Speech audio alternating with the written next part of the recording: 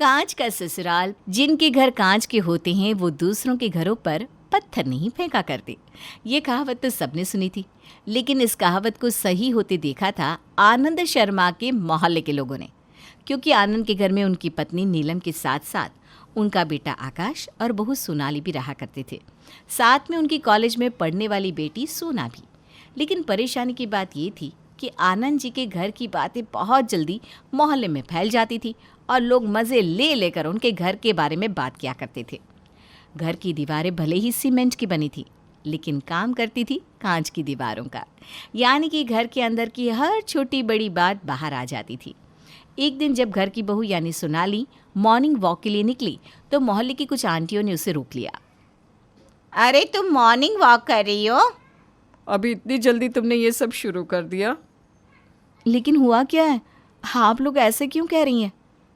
अरे हमने सुना तुम्हारी तबीयत ठीक नहीं थी कुछ दिनों से। हाँ, तुम प्रेग्नेंट हुई थी ना, फिर तुम्हारा मिसकैरेज हो गया था।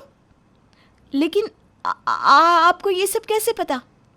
अब मोहल्ले में ना कोई बात छुपी रहती तो है नहीं। उन औरतों की बात सुनकर सोनाली हैरान रह जाती है, क्योंकि इस बात के बारे में तो सिर्फ घर वालों को ही पता था। सोनाली समझ जाती है कि एक बार फिर से उसके ससुराल की बातें बाहर निकल आई है। सोनाली वहाँ से चली जाती है। कुछ दिनों के बाद सोनाली जब सब्जी लेने के लिए बाजार जा रही थी तो फिर से वही दोनों औरतें रास्ते में मिलती है। अरे सोनाली, सब ठीक तो है ना? आंटी, सब कुछ ठीक है, लेकिन आप ऐसे क्यों पूछ रही हैं? अरे बहुत दिनों से तुम्हारी ननद सोना को देखा नहीं।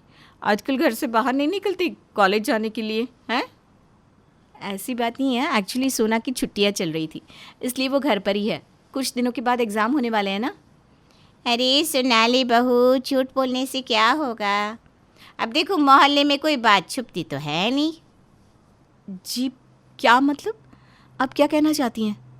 हमने सुना था सोना का अपनी कॉलेज के किसी लड़की के साथ चक्कर चल रहा है, और इस बात पर तुम्हारे ससुर जी आनंद भाई साहब बहुत नाराज़ हुए थे और उसका कॉलेज जाना बंद करवा दिया ना। अरे नहीं नहीं आंटी, ऐसी कोई बात नहीं है। मैं अभी चलती हूँ, आप लोगों से बाद में बात करती हूँ, मुझे देर हो रही है। उन औरतों की बात सुनकर सोनाली को बहुत बुरा लगता है। वो अपने घर पहुँचती है। मम्मी जी, मैं जब भी घर से बाहर निकलती हूँ मोहल्ले की औरतें मुझे घर की कोई ना कोई बात लेकर रोक टोक करती है। आखिर इन लोगों तक हमारे घर की बात पहुँचती कैसे है? अब मुझे क्या पता कैसे पहुंचती है, ये तो तुम जानती होगी बहू। मैं तो किसी के घर आती जाती भी नहीं, पूरा दिन अपने सत्संग और भगवान में ध्यान लगा कर रखती हूँ। राम जाने कैसे हमारे घर की बातें पूरे मोहल्ले में पहुंच जाती है। देखिए ना मम्मी जी, वो लोग सोना के बारे में भी ना उल्टी सीधी बातें बना रहे हैं, और ये सब मुझे बिल्कुल अच्छा नहीं लगता। अब क्या करे बहू, मोहल्ले पड़ोस में कोई बात छुपती नहीं ना, बस चल गई होगी पता। रोज अपने घर की बातों का इस तरह बाहर जाना सोनाली को बिल्कुल भी अच्छा नहीं लगता था। एक दिन सोनाली की सास नीलम बाजार से कुछ ज्वेलरी खरीद कर लाई। सोना बेटा, ये लो, ये डायमंड का ब्रेसलेट तुम्हारे लिए, और सोनाली ये रिंग तुम्हारे लिए। थैंक यू मम्मी जी, ये रिंग तो बहुत ब्यूटीफुल है। भाभी, लेकिन मुझे वो रिंग बहुत पसंद है, आप रिंग मुझे दे दीजिए ना, और ये ब्रेसलेट आप रख लीजिए। तुम जानती हो ना सोना, मैं ब्रेसलेट नहीं पहनती, मुझे बैंगल्स पहनने का शौक़ है। और वैसे भी मम्मी जी इतने प्यार से मेरे लिए रिंग लेकर आई हैं, और साइज़ भी तो देखो ना, ये मेरे साइज़ की है। प्लीज़ ये मुझे रखने दो। देखा मम्मी, भाभी ना हमेशा अपनी चलाती है। मुझे वो रिंग चाहिए थी, ये ब्रेसलेट मुझे नहीं चाहिए। सुनो, तुम बेकार में नाराज़ हो रही हो, ये कोई बहस करने वाली बात नहीं है। तुम्हारी भाभी सही तो कह रही है बेटा, और भाभी तुमसे बड़ी है। ये रिंग वैसे भी मैं सोनाली बहू के लिए लाई थी।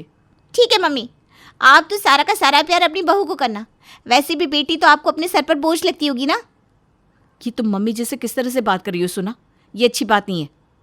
रख लो ये रिंग तुम, लेकिन इस तरह बात करने की कोई ज़रूरत नहीं है। नहीं चाहिए मुझे आपकी रिंग, रखिए अपने पास। और इस तरह से सोनाली और सोना के बीच बहस हो जाती है। इस वजह से सोनाली का मूड बहुत ख़राब होता है। अगले दिन जब सोनाली मॉर्निंग वॉक करने के लिए जाती है तो उसे फिर से मोहल्ले की कुछ औरतें रोक लेती है। अरे क्या बात है सोनाली, आजकल तो तुम्हारे घर में बड़े झगड़े हो रहे हैं। अब भाई सोना को समझना चाहिए, तुम इस घर की बहू हो, और तुम्हारी सास अगर तुम्हारे लिए कुछ लेकर आई तो इसमें प्रॉब्लम क्या है? लेकिन आंटी, अब किस बारे में बात कर रही हैं? हमारे घर में ऐसा कुछ हुआ ही नहीं। अरे सोनाली, इस पे छिपाने वाली क्या बात है बेटा? अरे भाई, तुम्हारी सास तुम्हारे लिए अंगूठी लेकर आई और तुम्हारी ननद के लिए ब्रेसलेट, लेकिन इसी बात पर तो तुम्हारी ननद भड़क गई ना। वैसे सोना को ना ऐसा नहीं करना चाहिए था। अब वो घर की बेटी है तो क्या हुआ, सोनाली भी तो घर की बहू है ना, और नीलम बहन जी का हक बनता है अपनी बहू को कुछ देने का। देखिए, आप लोग ना इस तरह हमेशा मेरे घर के बारे में, मेरे ससुराल के बारे में बातें करते रहते हैं। ये अच्छी बात नहीं है। अरे अब अगर बातें हमारे पास पहुंचती है तो इसमें हम क्या कर सकते हैं। लेकिन आपके पास ये बातें पहुंचती कैसे हैं? मुझे तो यही समझ में नहीं आ रहा। इतना कहकर सोनाली वहाँ से चली जाती है। उसका मूड पूरी तरह से खराब हो चुका था। उसे समझ में नहीं आ रहा था कि आखिर उसके ससुराल की बातें बाहर कैसे आ रही हैं। सोनाली अपने पति आकाश के साथ इस बारे में बात करती है। देखो ना आकाश, हमारे घर में जो भी होता है वो पूरे मोहल्ले को पता चल जाता है। अरे ठीक है ना सोनाली, इसमें इतना परेशान होने की क्या बात है। लोगों का तो काम है बातें करना, करने तो बातें। लेकिन आकाश, इस तरह घर की हर छोटी बड़ी बात बाहर जाना अच्छी बात नहीं है। ऐसा लगता है जैसे हमारा घर सीमेंट का नहीं बल्कि कांच का बना हुआ है, जिसके आर पार सब कुछ नजर आता है। अच्छा चलो ये सब छोड़ो, मैं पहले से ही बहुत परेशान हूँ। अगर तुम मुझसे इस तरह से बात करोगे तो मुझे बिल्कुल भी अच्छा नहीं लगेगा। आई एम सॉरी आकाश, क्या हो गया? तुम किस वजह से परेशान हो? अब क्या बताऊँ सोनाली, तुम जानती हो ना पिछले साल मैंने पापा से कुछ पैसे लिए थे अपने बिजनेस में लगाने के लिए, लेकिन अब मैं उन्हें वापस नहीं दे पा रहा हूँ। तो क्या पापा पैसे वापस मांग रहे हैं? नहीं सोनाली, लेकिन मेरी जिम्मेदारी बनती है ना। वैसे भी पापा को सोना की शादी करानी है, इसलिए मैं सोच रहा था कि उन्हें जल्दी से जल्दी पैसे वापस दे दूँ। अरे तो दे दीजिए ना, इसमें परेशानी क्या है? सोनाली किसी को कहना मत, लेकिन इस साल बिजनेस में काफ़ी नुकसान हो गया है, इसलिए अभी उनको पैसे वापस देना मेरे लिए पॉसिबल नहीं है। ठीक है, मैं इस बारे में पापा जी से बात करूंगी, आप चिंता मत करिए। लेकिन आप अपनी नुकसानी वाली बात पापा को मत बताना, वरना उन्हें अच्छा नहीं लगेगा। लेकिन अगले दिन जब सोनाली वापस से मॉर्निंग वॉक के लिए पहुंचती है तो उसे पता चलता है कि आकाश के नुकसान होने वाली बात मोहल्ले की आंटियों के पास तो पहले ही पहुंच गई थी। सोनाली को लगने लगता है कि उसका ससुराल वाकई में कांच का ससुराल था। आखिर कैसे सोनाली के ससुराल की बातें सब लोगों तक पहुंच जाती थी? जानने के लिए देखेंगे हम कहानी का अगला भाग। कहानी के पिछले हिस्से में हमने देखा कि किस तरह सोनाली के घर के अंदर की बातें पूरे मोहल्ले तक पहुंच जाती थी और इस बात से सोनाली बहुत परेशान थी। दूसरी तरफ आकाश के बिजनेस में नुकसान होने की वजह से वो अपने पापा के पैसे वापस नहीं लौटा पा रहा था। लेकिन ये बात आकाश और सोनाली दोनों ही किसी को बताना नहीं चाहते थे ताकि घर वालों को तकलीफ ना हो। अगली सुबह जब सोनाली चाय और नाश्ता लेकर अपने सास ससुर के पास पहुंची तो आकाश भी वहीं पर बैठा हुआ था। मैंने एक बहुत अच्छा रिश्ता देखकर सोना की शादी की बात चलाई है। अगर सब कुछ सही रहा तो जल्द ही हम सोना की शादी कर देंगे। पापा ये तो बहुत अच्छी बात है। वैसे भी सोना का कॉलेज कंप्लीट हो गया है, सही टाइम पर शादी हो जाए तो सब कुछ ठीक रहता है। हाँ बेटा, लेकिन लड़की की शादी करने के लिए बहुत पैसों की ज़रूरत होती है। वैसे हमें किस बात की चिंता, हमारा बेटा है, वो ज़रूर हमारी मदद करेगा। आपकी बात तो सही है मम्मी जी, लेकिन अभी आकाश का बिजनेस नया नया है और सोना की उम्र भी कुछ ज़्यादा नहीं है। मुझे लगता है कि हमें 6 महीने तो सोना की शादी के लिए इंतज़ार कर लेना चाहिए। अरे बहू, ये तुम किस तरह की बात कर रही हो? क्या तुम नहीं चाहती कि आकाश अपनी बहन की शादी में पैसे लगाए और हम लोगों की मदद करें? नहीं नहीं पापा जी, आप गलत समझ रहे हैं। मेरा वो मतलब नहीं था। मुझे लगा कि आकाश ने अभी कुछ ही वक्त पहले बिजनेस शुरू किया है ना, तो वो इतने पैसे कैसे लगा पाएगा। आखिर बहू, तुमने अपना असली रंग दिखाई दिया ना। मैं तो आकाश की शादी से पहले सोना की शादी करना चाहती थी। अरे मोहल्ले की सारी औरतें मुझे कहती थी पहले बेटी की शादी कर दो, वरना बाद में बहू आ गई तो एक फूटी कौड़ी नहीं देगी। मम्मी जी, पापा जी अब सोनाली को गलत समझ रहे हैं, उसका वो मतलब नहीं है। हाँ बेटा, अब तो तू बहू का ही साथ देगा ना। ठीक है आकाश, अगर तू सोना की शादी में पैसे खर्च करना नहीं चाहता तो कोई बात नहीं, लेकिन कम से कम तूने जो पैसे अपने पापा से उधार लिए हैं वो तो तुझे वापस देने ही पड़ेंगे। हाँ मम्मी, मैं जल्दी ही पापा के पैसे वापस दे दूंगा। ठीक है बेटा, वैसे ना तुझसे हमें ये उम्मीद नहीं थी, फिर भी तुझे जैसा ठीक लगे वैसा कर। इतना कहकर आनंद और नीलम वहाँ से उठकर चले जाते हैं। उनके जाने के बाद सोनाली बहुत उदास हो जाती है। हम मम्मी जी और पापा जी को बता भी नहीं सकते कि आखिर प्रॉब्लम क्या है। अरे तुम चिंता मत करो, जब तक सोना की शादी फिक्स होगी तब तक मेरे बिजनेस के नुकसान की भरपाई भी हो जाएगी और उस वक्त मैं उसकी शादी में खूब खर्चा करूँगा। मैं भी यही चाहती हूँ, लेकिन तब तक तो मम्मी जी पापा जी हमसे नाराज़ ही रहेंगे ना। अरे कोई बात नहीं, कभी कभी कुछ ठीक करने के लिए थोड़े दिन की नाराज़गी चलती है, कुछ नहीं होगा, तुम चिंता मत करो।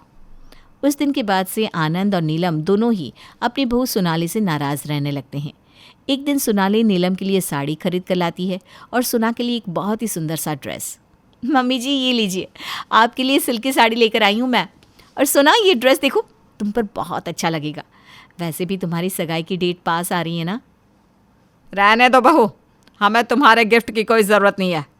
और वैसे भी अभी आकाश का नया नया बिजनेस है, तुम्हारा ज़्यादा खर्चा हो गया तो कल तुम ही हमें 2 बातें सुनाओगी। और भाभी रही मेरी सगाई की ड्रेस का इंतज़ाम, तो वो पापा कर लेंगी, उसके लिए मुझे आपके पैसों की ज़रूरत नहीं है। नीलम और सोना की कड़वी बातें सुनकर सोनाली का दिल बहुत दुखता है, लेकिन वो उनसे कुछ नहीं कहती। एक दिन आनंद और नीलम दोनों आकाश और सोनाली को अपने पास बुलाते हैं। आनंद और नीलम के चेहरे पर नाराज़गी साफ साफ दिखाई दे रही थी। क्या हुआ पापा, आपने हमें बुलाया? देखो बेटा, मुझे सोना की शादी के लिए पैसों की ज़रूरत है। अब तुम तो मेरी मदद करना चाहते नहीं, तो मुझे ही कुछ करना पड़ेगा ना। बताइए ना पापा जी, आप क्या करना चाहते हैं? अरे करना क्या है, अगर तुम दोनों इस घर में हम लोगों की मदद नहीं कर सकते तो अपने लिए किराए का घर ढूंढ लो। मुझे और तुम्हारे पापा जी को तो बस एक कमरा चाहिए, बाकी का घर हम किराए पर चढ़ा देंगे। लेकिन मम्मी जी आप समझने की कोशिश कीजिए, हम जानबूझकर ऐसा नहीं कर रहे हैं। अगर जानबूझकर नहीं कर रहे हैं तो फिर क्या वजह है, साफ साफ बताते क्यों नहीं हो? कोई वजह नहीं है पापा जी, सोनाली ने बस ऐसे ही कह दिया। लेकिन किराए का घर ढूंढने के लिए आप हमें कुछ दिन की मोहलत तो दे सकते हैं ना। सोना की सगाई 15 दिन के बाद है, उससे पहले पहले तुम दोनों अपने लिए नया घर ढूंढ लो। जिन लोगों को घर में सबके साथ मिलजुल कर नहीं रहना, मदद नहीं करनी, उनका एक साथ रहने का कोई फ़ायदा भी नहीं। आकाश और सोनाली वापस अपने कमरे में लौट आते हैं। आकाश, मुझे लगता है अब हमें मम्मी जी पापा जी सबको साफ साफ बता देना चाहिए। नहीं सोनाली, पापा जी और मम्मी जी ऊपर से चाहे कुछ भी कहे, लेकिन जब उन्हें पता चलेगा कि मुझे बिजनेस में नुकसान हुआ था तो वो बहुत दुखी हो जाएंगे और हो सकता है कि उसकी वजह से वो सोना की शादी भी आगे खिसका दे। और तुम जानती हो ना, इस बात से सोना नाराज़ हो जाएगी, इसलिए हमें कुछ दिन इंतज़ार करना चाहिए। वैसे भी मेरा बिज़नेस अब थोड़ा ठीक चल रहा है और अगले 15 दिन में मुझे एक इन्वेस्टर से काफ़ी पैसे आने की उम्मीद भी है। मैं भगवान से प्रार्थना करूँगी कि आपको वो पैसे मिल जाए और आप पापा जी की मदद कर दो और हमें इस घर से बाहर ना जाना पड़े। इसी तरह दिन बीतते जाते हैं। सोना की सगाई वाला दिन आ जाता है। नीलम कुछ सामान खरीद कर जब घर वापस लौट कर आती है तो आकाश और सोनाली को अपने पास बुलाती है। क्या हुआ मम्मी जी, कुछ काम था? मुझे माफ़ कर दो बेटा, मैंने पिछले कुछ दिनों में तुम्हारे साथ अच्छा व्यवहार नहीं किया। आकाश बेटा, मुझे भी बिना कुछ जाने तुमसे इस तरह से बात नहीं करनी चाहिए थी।